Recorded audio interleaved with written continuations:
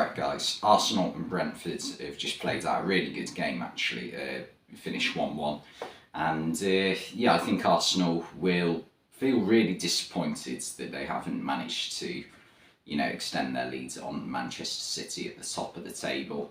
And yeah, I think the game last week has had an impact on Arsenal, because Arsenal are a team who have a history of getting themselves in a very good situation, but then when one thing goes wrong, sometimes they can collapse. This has happened before when Arsenal are going for the title. Don't get me wrong, this is not a collapse yet. This is 2 games against 2 tough opponents. Everton away is always a hard game for Arsenal.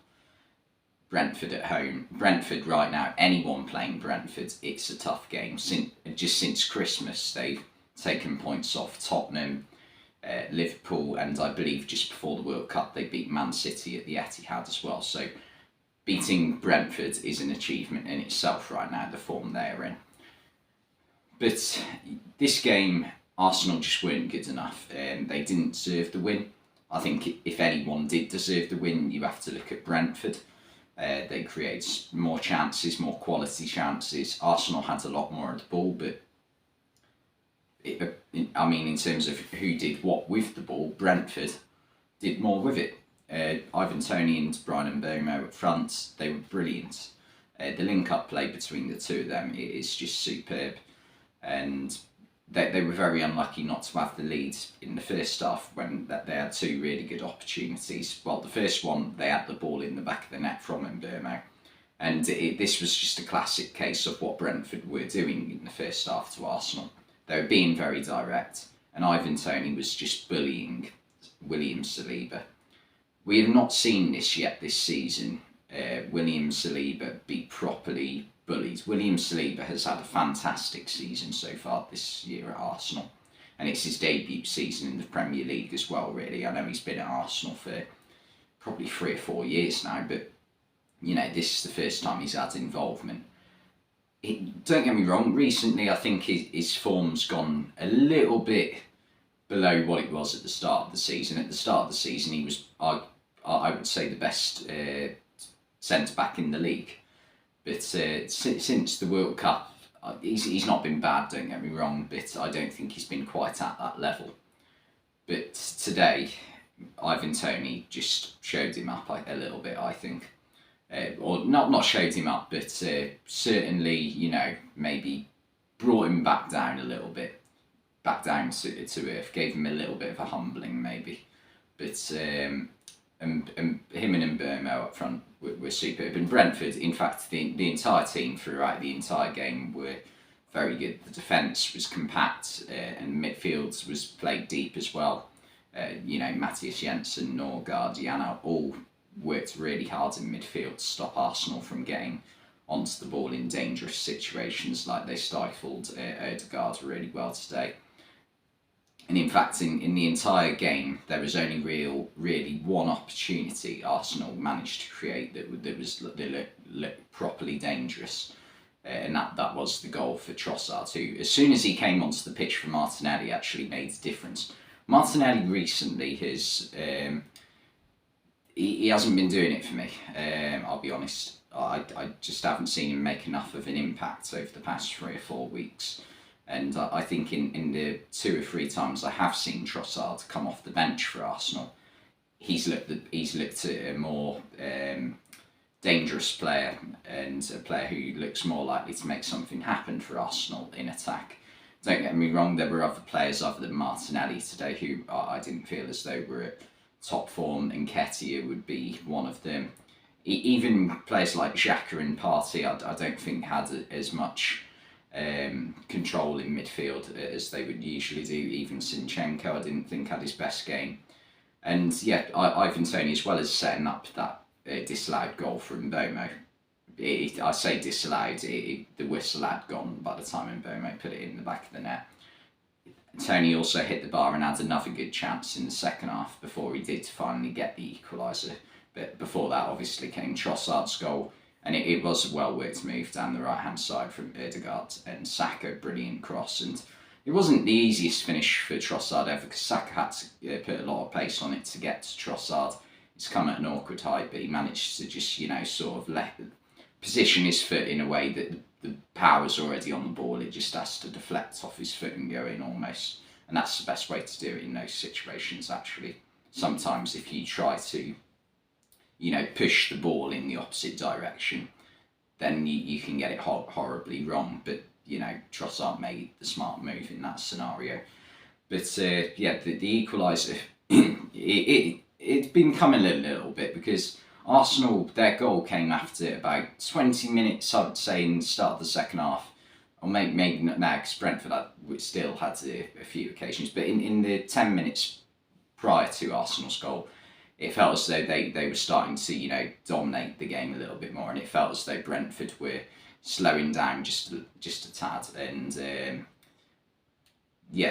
but after Arsenal had got their goal, then we saw a switch almost. Arsenal sort of said, right, we're going to change our style. We're going to be the ones playing on the counter attack, and that's a very dangerous tactic from Arteta, in terms of you're allowing arguably the most direct, physical, aggressive team with like, probably the on average tallest starting 11 when you think of Christopher Ayer, Ben Mee, Ethan Pinnock, Ivan Toney, Christian Norgard, even Vitaly Janelt. Like they've got a Rurslev as well. They've got a very tall team.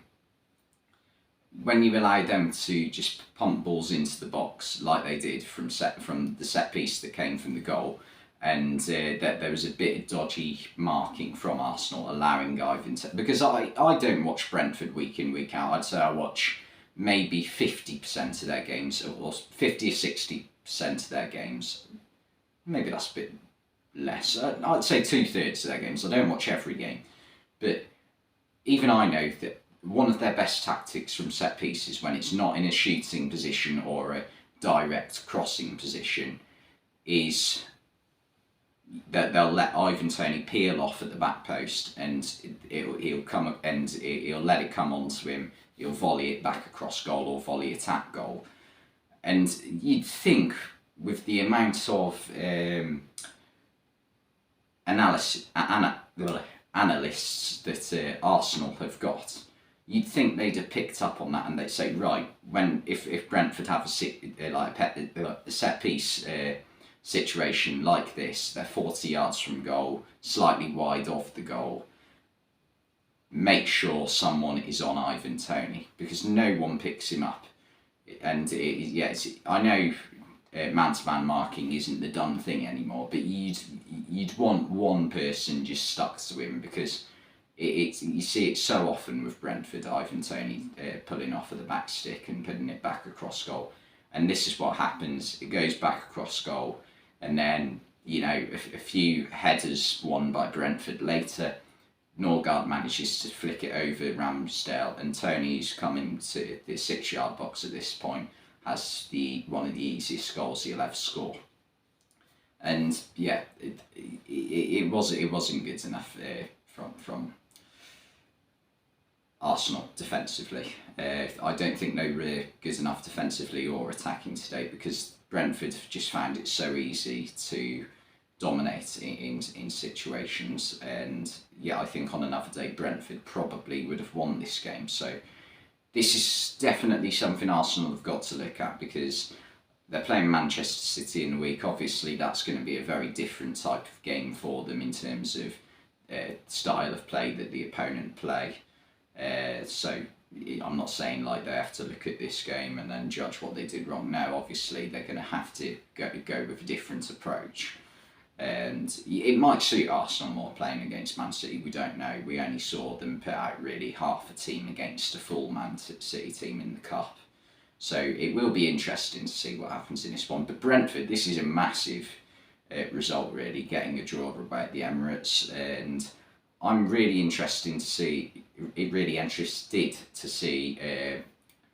what they will do for the rest of the season, because I don't think a Europa Conference League place is too out of bounds, to be honest. I think it's definitely not out of the realms of possibility, and they just need to hope that Ivan Toney can, hopefully avoid a severe punishment, and I fear that might not be the case. I am a bit worried that they will throw the book at Brentford for that, throw the book at Toney for that, sorry, and that could derail Brentford's season a little bit, but Brentford are one of those teams that, given the way the club's run, and the sort of story behind it all, and the way they do recruit players and the style of football they play.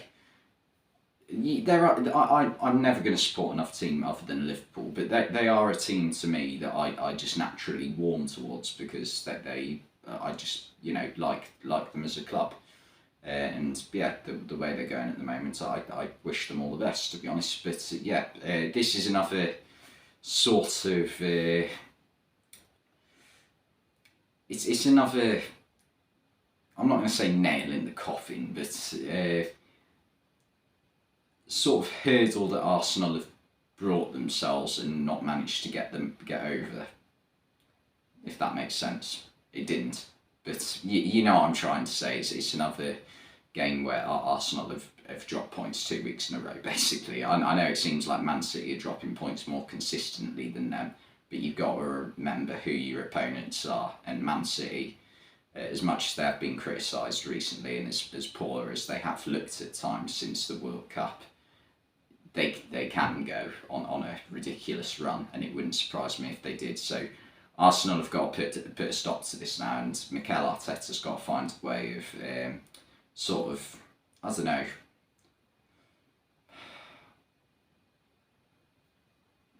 re-inspiring the team, if that makes sense, I think.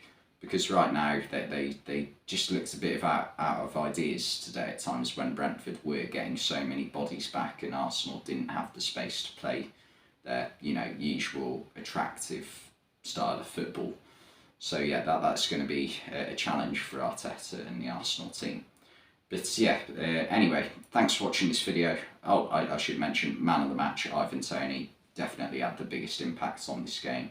But anyway, thanks for watching this video, and I'll see you next time.